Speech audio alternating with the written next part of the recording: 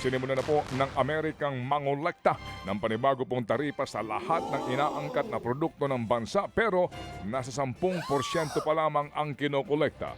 Pero nagkaroon daw ho ng kalituhan kung bakit piniling ipatupad ang mas mababang taripa. Matapos nga pong i-anunsyo ni US President Donald Trump na itaataas niya ito sa 15%. Nauna pong pinaliwanag na US Customs and Border Protection Agency na 10% muna ang kokolektahin dahil ang kautusan para sa mas mababang rate pa lamang ang pinirmahan ni Trump. At wala pang formal na kautusan para ito'y itaas. Ayon po naman sa isang opisyal ng White House, sinisikap na raw po ni Trump na iakyat ang taripa sa 15%.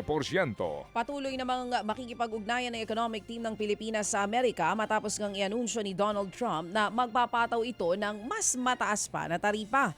Yan nga ang tiniyak ni Palace Press Officer Attorney Claire Castro. Ayon kay Castro, titiyakin ng economic managers na mananatiling stable ang ugnayan ng Pilipinas at Amerika pagdating po sa kalakalan at investment at sa kabila po yan ng panibagong galaw sa pandaigdigang kalakalan.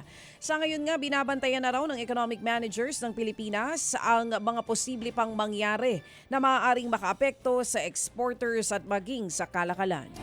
Samantala, bumaba po naman ang bilang ng mga sasakyang na ibenta sa unang buwan ngayong taon. Sa datos po ng Chamber of Automotive Manufacturers of the Philippines at Truck Manufacturers Association, lagpas lamang sa 35,000 units ang naibenta nitong Enero. Mas mababa po daw yan ng 10% kumpara noong Enero ng 2025. At mas mababa ho naman daw ng 26% kumpara noong buwan ng Disyembre. Ayon po sa mga grupo, nakita na raw po nilang hihina ang bentahan nitong Enero. Lalo pat sumipa po ang bilang ng vehicle sales noong Disyembre. Sa kabila niyan, inaasahan po maaabot pa rin ang target na makapagbenta ng 500,000 units ngayong taon. Nilinaw naman po ng Land Transportation Office na fake news lang ang kumakalat na bali-balita tungkol sa bagong alituntunin para sa driver's license ng mga senior citizen.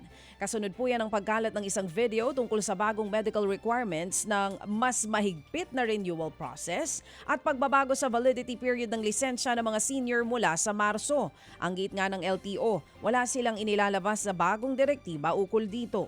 Nananatili pa rin ang umiiral na patakaran at proseso para sa driver's license ng senior citizens. Samantala pa rin pinag-aralan po doon ng DICT na ipagbawal ang messaging platform na Telegram sa bansa. Yan po'y dahil daw sa amonoy talamak na pornografiya at illegal na pagsusugal sa naturang app.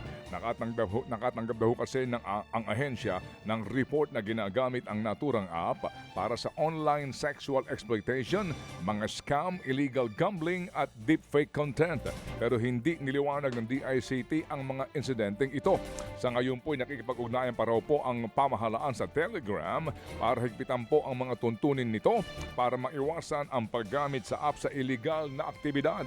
Kung hindi raw po maghihigpit ang Telegram, mapipilitan daw po ang DICT na tuluyan ng ipagbawal ang naturang app. Mga kapatid, brothers and sisters, saan ka pa? Dito na tayo sa totoo.